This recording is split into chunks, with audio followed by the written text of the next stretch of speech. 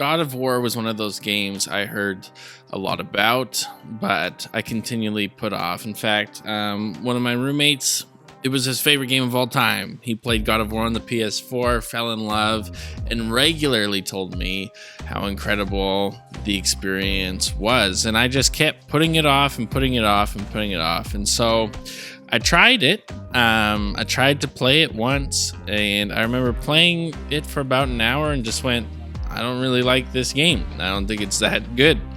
And then I put it off again. And I again heard more and more rumors. And I remember when Ragnarok came out and seeing all the hype and me just being like, I don't understand why people love this game so much. It's not, it's funny looking back now, but it's not that good. That's how I felt. And recently though, within the last month, in 2024, I decided, you know what? I'm going to give it one more go. I'm going to try this thing. I hear so many good things about it, and a lot of people who like a lot of the same games I do love this game, and so I must be missing something, and so I'm just going to force myself to give it one more go. And all I can say is, holy cow, that game is incredible. It's an absolute masterpiece, and as someone who's experienced it for the first time, my jaw is just on the floor. And so this is going to be full spoilers. I just want to dive into it. I want to share some of my thoughts. I know for a lot of you, you've already played this game, but maybe you'll get a kick out of seeing someone talk about it with other people for the very first time. And so full spoilers. I'm not going to hold anything back. Let's dive into my thoughts on God of War. So quickly, I just want to go over gameplay because the gameplay is great. It's super fun. I usually am not a fan of button mashers for combat. I think that was part of the hurdle for me initially, was getting over that. But once I passed the hour mark and headed into it, I started to actually really enjoy the variety and the exploration and where things were going. Then I actually fell in love, especially when you get the blades. When that happened, that became, so I really loved the axe. It was cool. It was like you were Thor. You could throw the thing, bring it back. It was really fun. And then upgrading your axe and your abilities and the different things you could do, I actually got a really big kick out of it. But when you got the blades, I was like, please. And I've never played the previous God of Wars, but I know that that was his weapon. I know the stories from that game. And I was like, please don't let him get rid of these because it was so much fun. And I was like, oh, it was like it unlocked the combat I was waiting for the game to get into, because the axe can be clunky, and then fighting without the axe can also be annoying when you're just using your fists. And so to get the blades and just swing them around, it felt so overpowered, and I absolutely loved it. I felt like the gameplay was great. The exploration of the world was incredible, solving different puzzles, all of that. Having Atreus by your side, helping you fight, not just kind of being someone sitting to the side, was really well done. But of course, the gameplay is wonderful, but what really blew me away was the story. And so let's dive into that. All I have to say is, wow. Like, the world building and their ability to just create a universe that you want to be in. It's a game that you want to dive back into because the universe, it just feels so big and grand and epic. It's something like how Lord of the Rings or Dune 2 made me feel in watching those movies of like, wow, this has like its own universe, its own lore. I want to dig more into what is this and what does this thing mean and how did this work? That the way that they built the world was incredible. And then going on this journey with Kratos where he has to learn to be a dad is really interesting. I saw a quote from the creator of the game who said that in this game, Kratos has to learn to be a father and Atreus has to learn to be a god. And that is actually the best summary I can have for this story. And this whole time, it was like watching someone who had no clue what he was doing, but he was doing his best, and you saw somebody really trying to be a good dad, but just having no clue how to do it. And then when Baldur shows up and you have him hanging around with you and you go to that and he comes to the house and you have that epic fight and you just beat down on this guy and you're like, surely he's dead. And then he keeps coming back. You're like, uh-oh.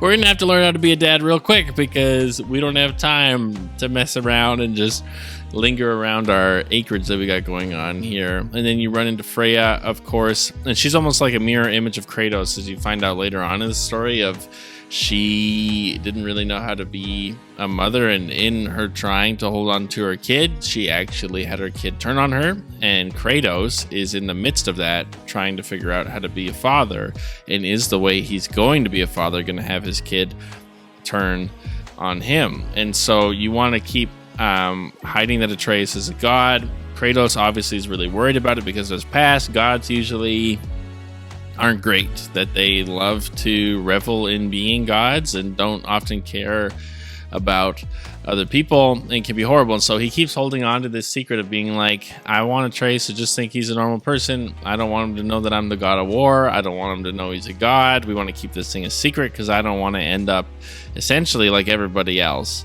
And then you run into Mimir, and he is awesome. One of my favorite characters in the game, that he's all tangled up in that tree, and you cut off his head, and then you've got this guy walking around with you the entire time, giving you lore, telling you stories, having funny quips back and forth. And him and Atreus have a great dynamic. Even him and Kratos have a great dynamic. And eventually he comes to this point of being like, Kratos, you gotta tell Atreus that he's a god. How can you keep this from him? Like, the kid needs to know, because whether you like it or not, the dude is a god, and eventually it's gonna come out, and it'd be better for you to let him know and to be able to help guide him in it. And so Kratos kind of reluctantly is like, all right, I guess we'll tell him. And so he reveals it to Atreus, and immediately as a player, I was like, oh no. Like, Atreus seemed like this sweet, innocent, kind kid who had his moments, but once he finds out he's a god, he starts to become a brat, and you're like, oh no, is this kid gonna... I was like, please don't do this, where this kid needs to turn out okay, because this was Kratos' biggest fear. This kid's like, wow, we don't care about normal people problems. We're gods. We do what we want, and we get to do what we want because we're gods, and people need to respect us and do whatever, and we can kind of do whatever. And that kind of climaxes, and when he kills Modi, Thor's son, that he's kind of down and out, and Atreus is just like, I'm gonna kill him now.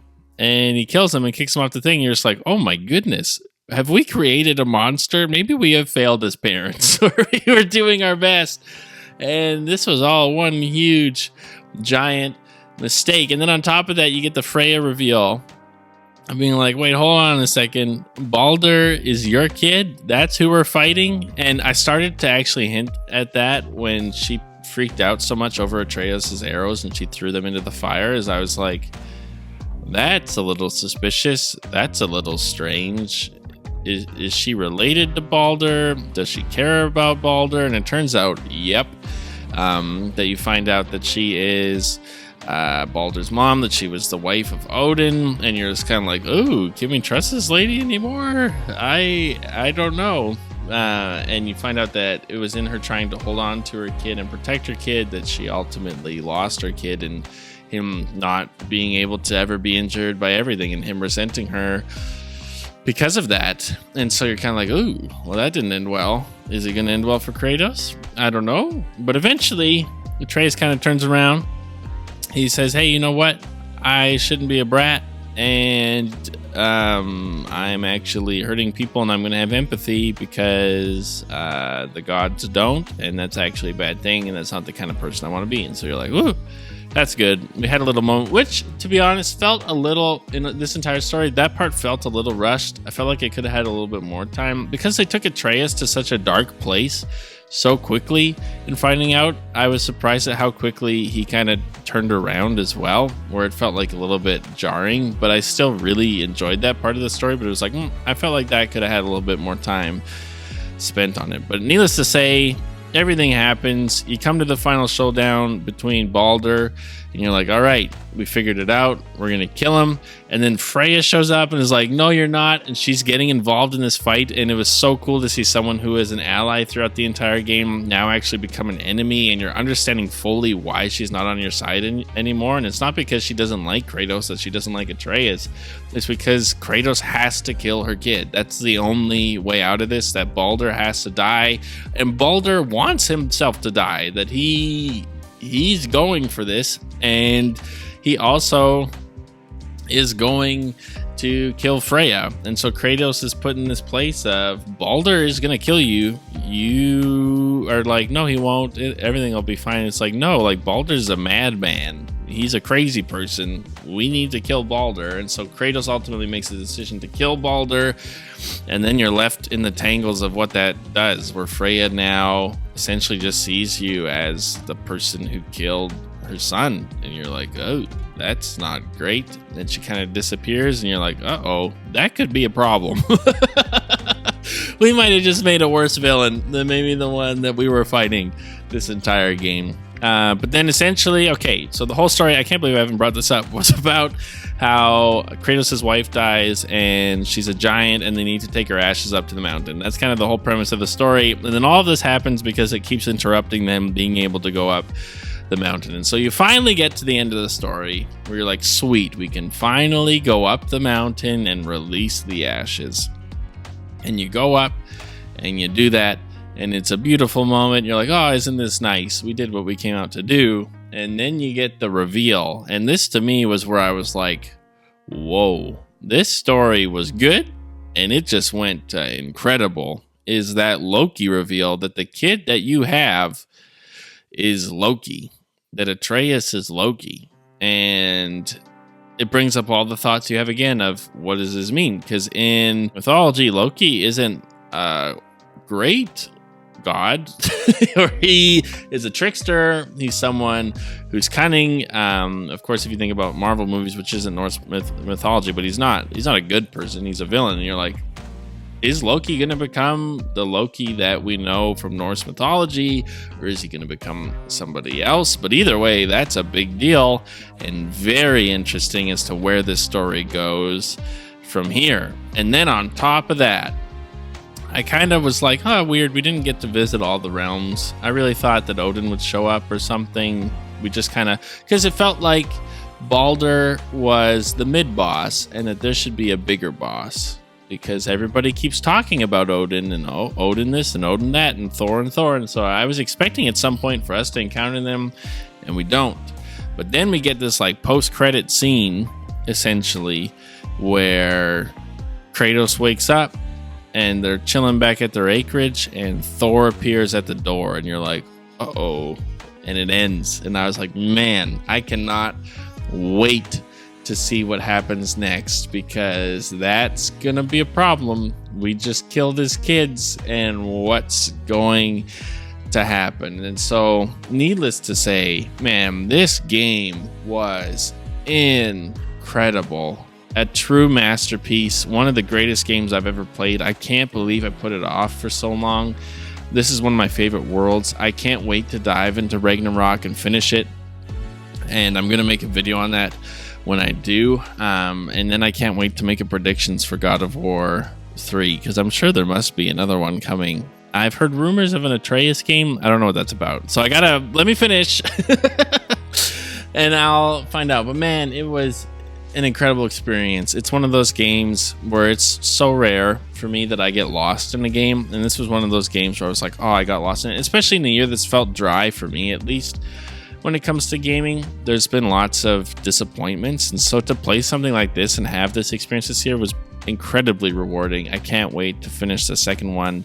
But needless to say, God of War is indeed a masterpiece. It's one of the greatest games of all time, one of my favorite games of all time, and I finally understand why people love this franchise. And so I want to know what you guys think. Head down in the comment section down below. Let me know your thoughts. Have you played God of War?